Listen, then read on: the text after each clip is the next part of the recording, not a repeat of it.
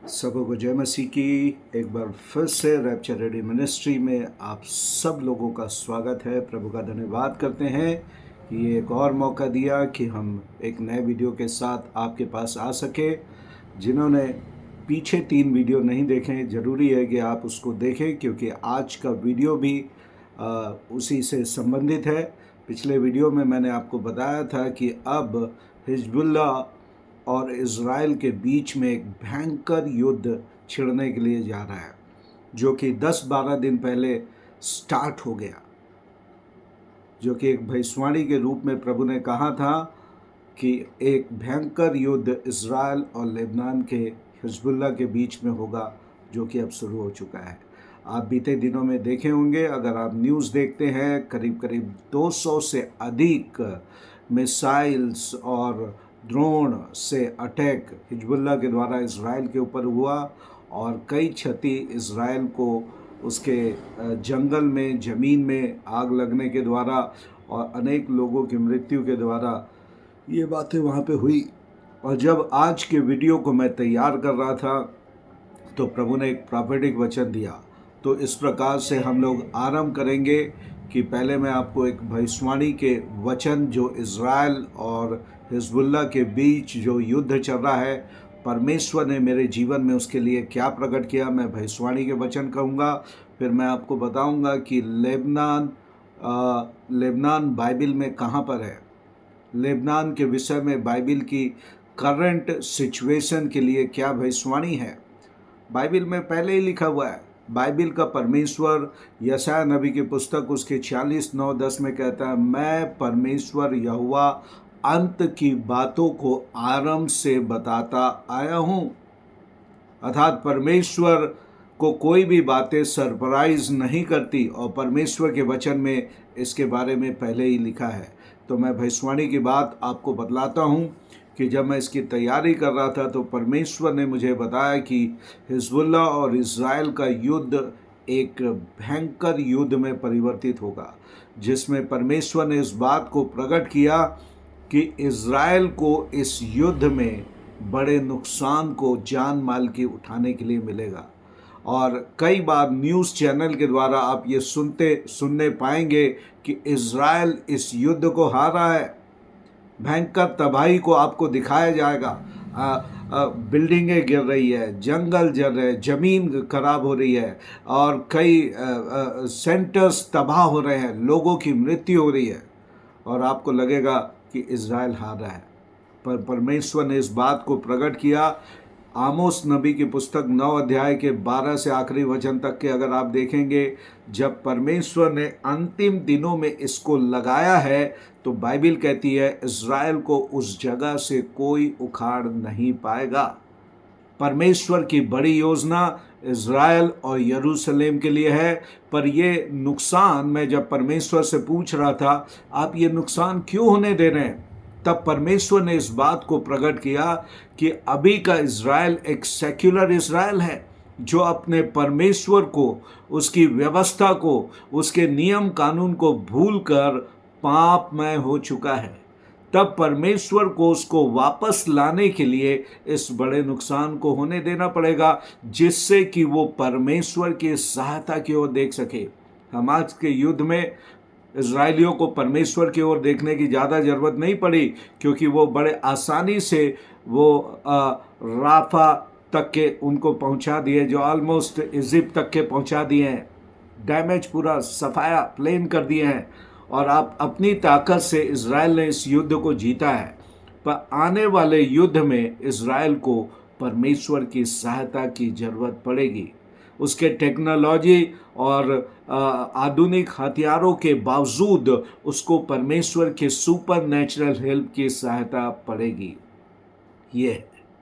अब मैं कुछ बातें आपको बाइबिल से पढ़कर, बाइबिल की भविष्यवाणियाँ लेबनान के लिए क्या कहती है या लेबनान बाइबिल में कहाँ पाया जाता है, इन 2 बातों को पहले बताऊंगा। तो यदि आपको लेबनान को देखना है बाइबिल में, तो आपको उत्पत्ति की पुस्तक उसके 10वें अध्याय में जाना पड़ेगा। जितने भी राष्ट्र हैं, जितनी भी जातियां हैं, वो उत्पत्ति की पुस्तक 10वें अध्याय से हुआ, जब जल प्रलय के बाद नूह और उसके 3 बेटे धरती पे उतरे। तो पहली आयत में लिखता है, उत्पत्ति की पुस्तक चैप्टर 10 वर्स 1, जेनेसिस चैप्टर 10 1 में लिखता है, नूह के पुत्र सेम, हाम और येपेत थे और उनके पुत्र जल प्रलय के बाद पश्चात उत्पन्न हुए, उनकी यह उत्पत्ति है। अब उनकी वंशावली जो नूह के 3 बच्चों के द्वारा पैदा हो रहे हैं। तो 6वीं आयत में लिखता है, हाम के पुत्र कूश, मिस्र, फूत और कनान हुए। आखिरी पुत्र हुआ है, हाम का पुत्र है कनान।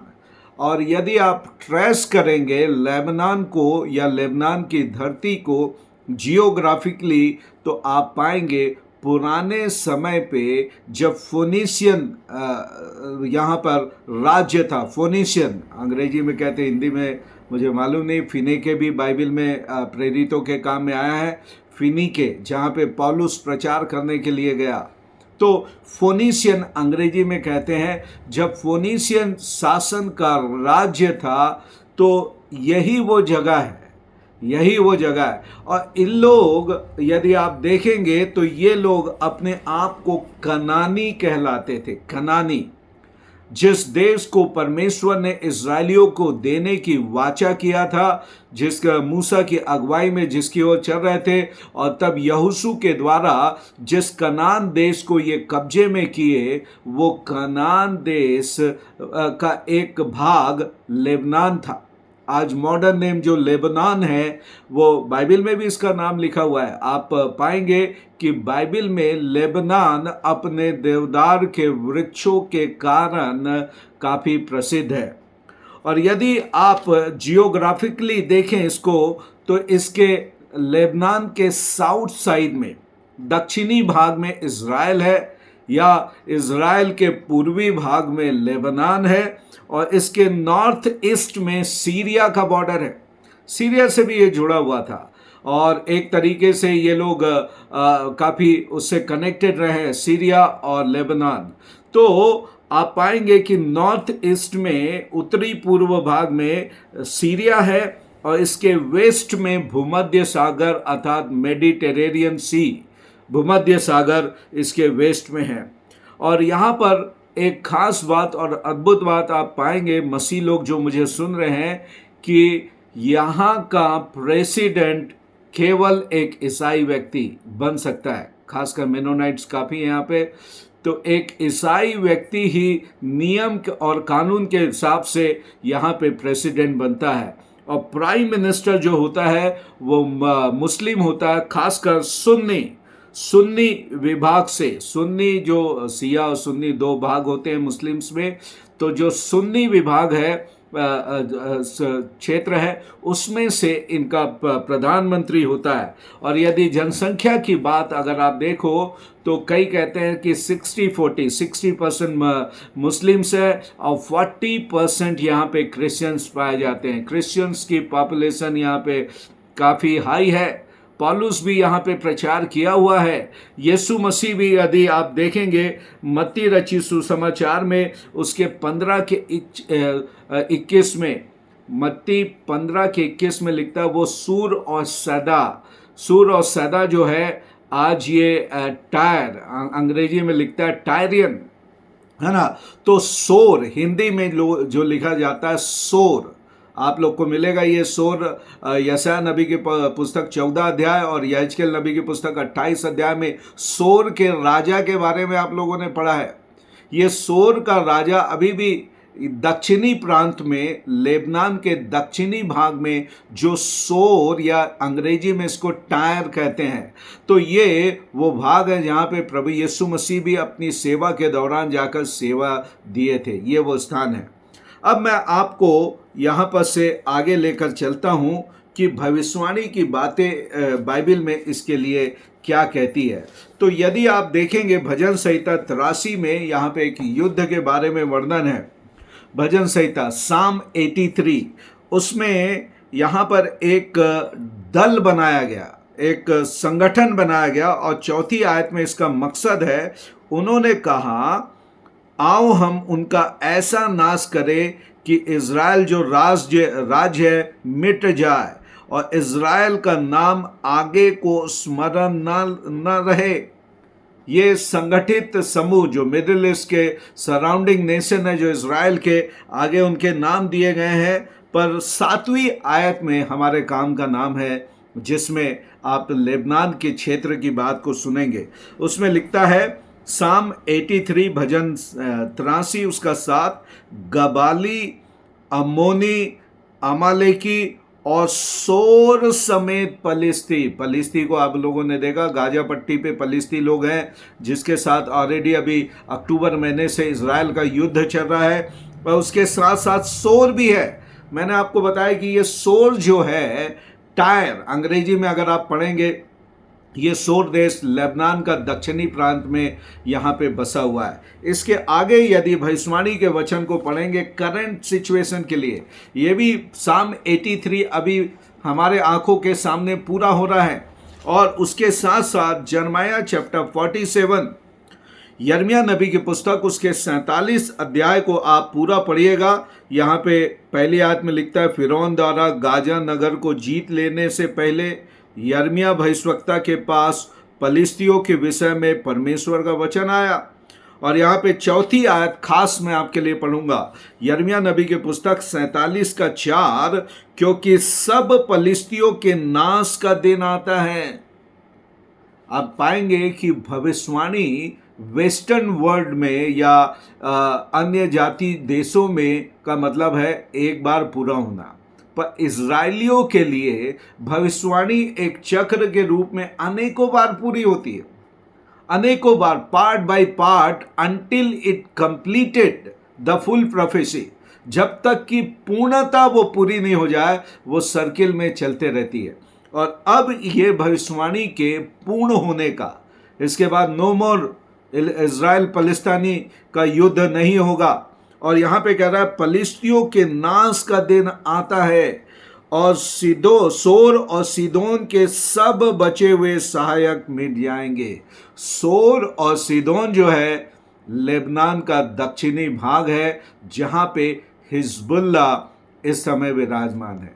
हिजबुल्ला लेबनान के पूरे पार्ट में नहीं पाया जाता, और आप पाएंगे कि दक्षिणी प्रांत में, लेबनान देश के दक्षिणी प्रांत में हिजबुल्ला यहाँ पे पाया जाता है। और यदि आप मुझसे पूछे हिजबुल्ला यहाँ पे कैसे पैदा हुआ, तो हिजबुल्ला का जो जन्म था वो 1982 में हिजबुल्ला का जन्म हुआ। वो इस प्रकार से, जब याइर अराफात जो कि पीएलओ के संस्थापक और लीडर थे, जब लेबनान में एक बड़ा गृह युद्ध छिड़ा हुआ था, तो वहाँ पर आप पाएंगे कि तब वहाँ पर जब इज़राइल ने इन्वेड किया, आक्रमण किया और दक्षिणी प्रांत को अपने कब्जे पे ले लिया, जहाँ पे अभी हिजबुल्ला है, वहाँ पर 80s में आप पाओगे कि वहाँ पर इज़राइली लोगों का कब्जा था 80 में के दशक में। और तब पीएलओ के लीडर्स ने, ईरान ने, सीरिया ने एक बागी लोगों का संगठन तैयार किया। वहाँ जो इज़राइलियों का विरुद्ध करते थे, सरकार के विरुद्ध में जो लोग थे, बागी लोग, ऐसे लोगों को संगठित करके 1982 में हिजबुल्ला नामक एक संगठन को पैदा किया, जो कि अभी एक टेररिस्ट ग्रुप के रूप में जाना जाता है, जिसकी फंडिंग सीरिया और ईरान के द्वारा होती है। और आज के तारीख पे हिजबुल्ला एक ताकतवर संगठन है। जैसे हमास है, हमास की तुलना हिजबुल्ला से नहीं हो सकती। हिजबुल्ला हमास से कई ज़्यादा पावरफुल है। और आपको मालूम हो, जैसे मैंने आपको बताया था कि प्रभु यीशु मसीह के हम आगमन के करीब आ रहे हैं, उसके 2 चिन्ह मैंने आपको बताया था। आइज़ाया 17 में दमिश्क नगर खंडर हो जाएगा।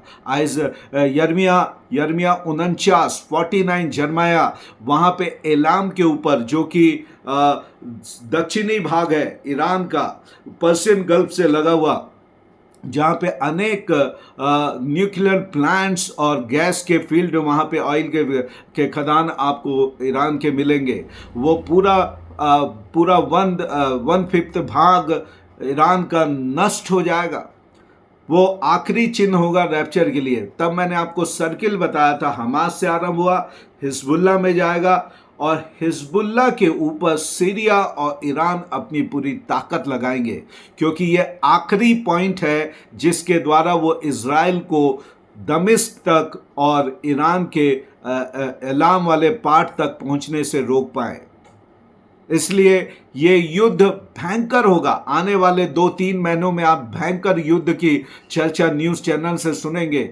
बड़े जान माल की हानि को दोनों तरफ होता हुआ देखेंगे और ये चिन्ह होगा कलीसिया के लिए अपने आप को तैयार करने का, नींद से जागने का, क्योंकि ये परमेश्वर का अलार्म है। क्योंकि उसके बाद बड़ी तेजी से घटनाएं घटेगी, बड़ी तेजी से घटनाएं घटेगी और इस रीति से आप देखेंगे इज़राइल इस युद्ध को जीतेगा तो सही, पर बड़े नुकसान उठाकर, गंभीर परिणामों के साथ वो इस युद्ध को जीतेगा।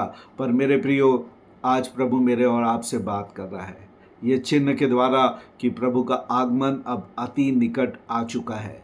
इसलिए अपने आप को तैयार करें, अपने पापों से तौबा करें, अपने मन को फिराएं, प्रभु यीशु मसीह को अपना जीवन देके उसे एकमात्र उद्धारकर्ता और मुक्तिदाता के रूप में स्वीकार करें और वचन के अनुसार अपने जीवन को जिएं। अगर आप मुझसे पूछें कि रैप्चर कितने करीब है, तो मेरी भविष्यवाणी से हम डेट सेटिंग नहीं करते कि कौन से तारीख के प्रभु आएगा, पर मौसम के अनुसार जो लगता है 2025 और 26 रैप्चर के लिए बहुत ही सूटेबल टाइम के रूप में दिखाई देता है। इसलिए हमारे पास अनेक वर्ष नहीं है, कुछ ही वर्ष बाकी है। दुनिया में आपने बहुत समय बिताया, अब अपना जीवन प्रभु को दें। हम काफ़ी समय के बाद ये वीडियो बना रहे हैं, पर आने वाले दिनों में हम बहुत जल्दी इस विषय में आपको गहरी बातें बतलाने के लिए आते रहेंगे। हमारे लिए प्रार्थना करें। यदि चैनल को सब्सक्राइब नहीं किया, इसको सब्सक्राइब करें, इसमें अपने कमेंट्स लिखें, अगर कोई प्रश्न है तो उसको लिखें, हम ज़रूर उसके ऊपर वीडियो, अगर किसी विषय में आपको वीडियो चाहिए अंत समय के बारे में, आप टॉपिक लिखिए, हम आपके टॉपिक के अनुसार भी वीडियो बनाकर आपको समझाने का प्रयास करेंगे। और यदि वीडियो आज का अच्छा लगा तो आप अपने मित्रों को, अपने रिश्तेदारों को, कलीसिया के लोगों को जरूर शेयर करें कि आपके माध्यम से भी वो प्रभु के आगमन के लिए तैयार हों। और ये मैं इसलिए कह रहा हूँ प्रियो, अंतिम बात मैं कहूँगा, मैंने आपको बताया 200 से अधिक हिजबुल्लाह ने बीते 10-12 दिन पहले ड्रोन और मिसाइल्स अटैक किए। कुछ दिन के लिए शांत था, फिर बीते 2-3 दिनों से फिर से भयंकर आक्रमण इज़राइल के ऊपर हिजबुल्लाह का हो चुका है। और कुछ दिन पहले, 2-3 दिन पहले ही एक ड्रोन बिना इज़राइल की रडार में आए, उनको जाने इज़राइल के अनेक क्षेत्रों में भ्रमण करके वहाँ के कई खुफिया क्षेत्रों की पिक्चर खींच कर वो वापस लेबनान में पहुँच गया। ये एक बहुत ही भयंकर बात हुई इज़राइल के विरुद्ध में कि अब ये जानकारी लेबनान के पास या हिजबुल्लाह के पास है। हमारी यह है कि हम प्रार्थना करें कि प्रभु इज़राइलियों को सुबुद्धि दे, परमेश्वर की तरफ फिरे और परमेश्वर उसकी रक्षा करे। God bless you all. जब तक हम दोबारा नए वीडियो के साथ नहीं मिलते।